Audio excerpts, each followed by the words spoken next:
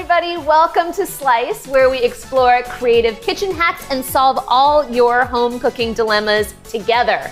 I'm your host, Yvette Rios, and this week, we got it today, we're joined by a very special guest, Chef Stephanie Nass, who's also known as Chefany. Here she comes. Woohoo! All right, my favorite time of day. I had to bring you a cake. Fabulous.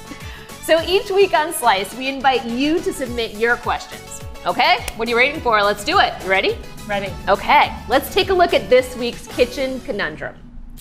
How can I decorate a cute and simple cake for my kid's birthday? Okay, what do you think, Stephanie? You got an idea for this one? Well, conveniently, I actually have a product that addresses this exact problem. Okay, let's bring it on. I've got two kids, you know, a 2- and a 4-year-old. So every year, I know you've got to make a better and better cake than the year before. And it has to look great. It does. So the kids can be the kings of their class. I have a product, it's called Chefany Sheets. They're vegan, gluten-free products. You stick them on a cake you bake, a cake you buy, and they look like $1 million for $15. So this is the sheet here. This is a sheet. It's like an edible sticker. Okay. It comes on a little backing paper. Will you try that? Yeah.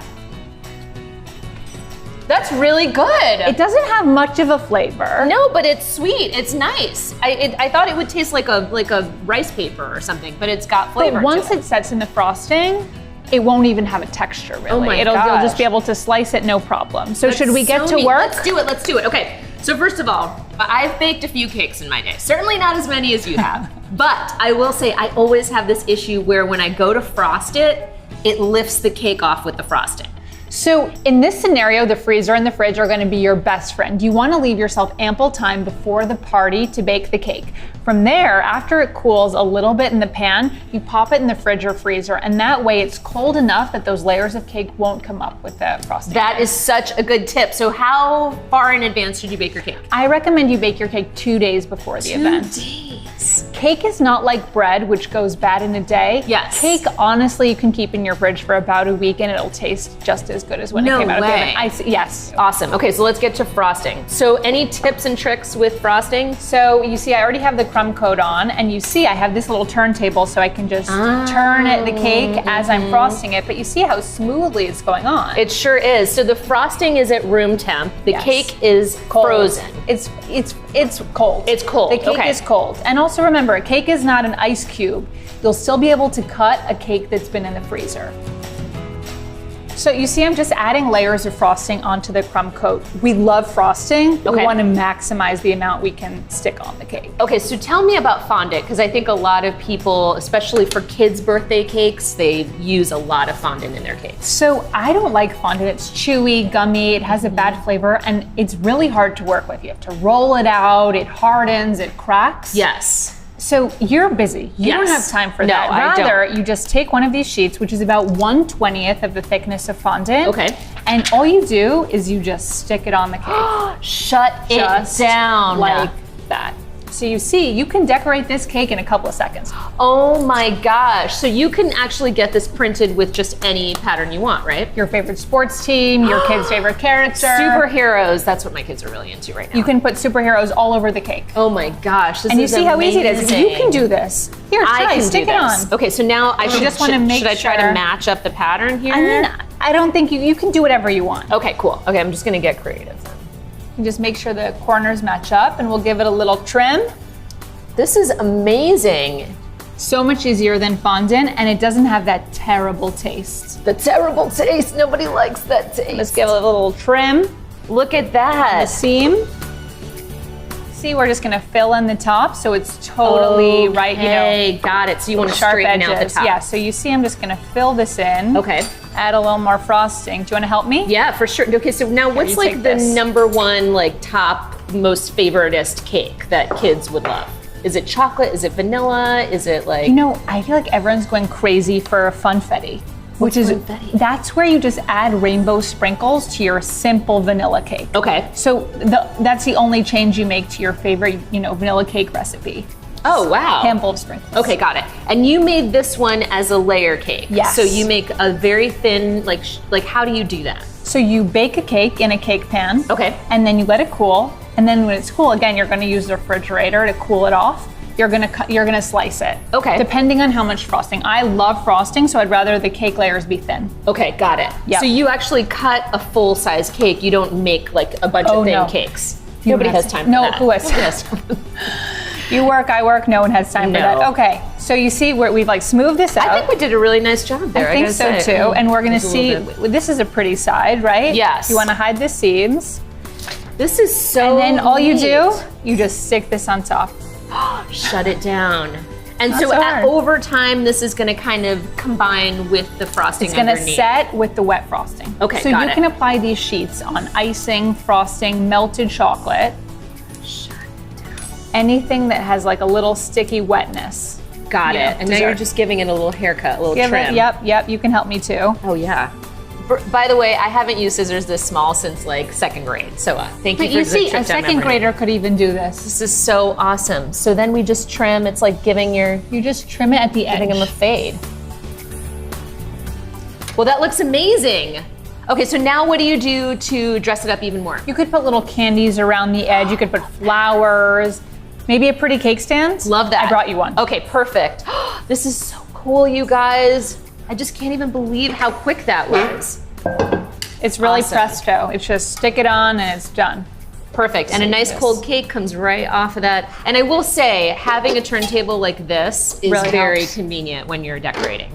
Fabulous. Looks great. We have to try this. Of course. I'm so excited. So we have a nice sharp chef's knife. Okay. And you see I'm just gonna slice it. You see how easy that goes? Yeah. 1, 2, 3. So any tips to cutting a cake really well? A good sharp knife. Okay.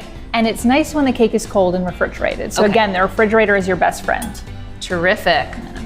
Love it. 1, 2, 3.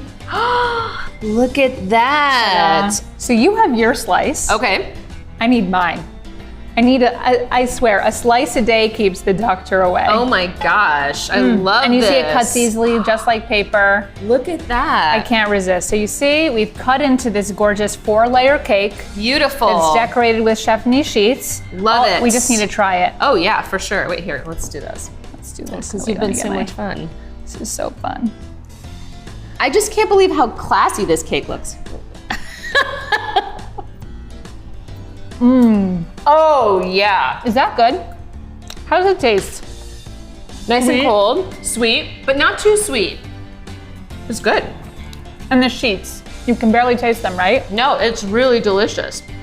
This is delicious, but you have to stick around because we are about to play a game that we call Fire or Fail. Let's do it. Let's do it. You ready? Ready. Okay. Okay, so I love a game. And I love a game that involves food. Hey, okay, so this game is called Fire or Fail. Ready? Sounds like fire. So under here, I've got a big food trend. We're gonna try it both and we're gonna decide whether or not it's fire or it's a fail. Ready? Ready? Okay, Born we're ready. Da-da-da-da! Whoa, what is that? Oh yeah, baby. This is a sushi donut. A what? It looks like a sweet treat, but it's obviously not. It is sushi. It's got your ginger, it's got your wasabi right there. What do you think? Do sushi what I see? This looks amazing. It's my favorite two foods, sushi and a I know. donut. Okay, ready? So we're Let's gonna dig see in. if it's as good as it sounds. I know, it looks pretty cool. And it does look like they must have used some kind of mold to make it this Maybe shape. a silicone mold, and Okay. they just put sushi rice. Uh-oh. It's a little hard. It is a little It's a little hard. hard to press through. It is. I'm just But- gonna take a petite bite here. But you have the wasabi in the middle, Yeah, where you which would is have cool. the donut hole. Plenty of ginger. And you know what? It's actually in 2 pieces. It's like 2 halves. Make the donut right here. I'll take a little soy sauce, like I would have. Oh wow. Smells like sushi. Yeah. Tastes like sushi. Tastes like sushi. It's harder than sushi. It is. It is. But you know what? I like it. I like it too. I think it's delicious. And you know what I like too is you could share this with a bunch of people. If they're like, oh, I like the yellowtail, like I like the salmon. You can There's mix it something up. for everyone. Yeah. And it's even got some jelly inside. Jelly. No, I'm just kidding. So I think this is fire right here. This is coming to a sushi shop near you. Don't you think? Fire. Fire. Fire. Okay, awesome. Well, thank you, Thank you. Stephanie. Thank you so much. It was I will see awesome. you. See Thank you you over for our next sushi donut. Yeah, that's right.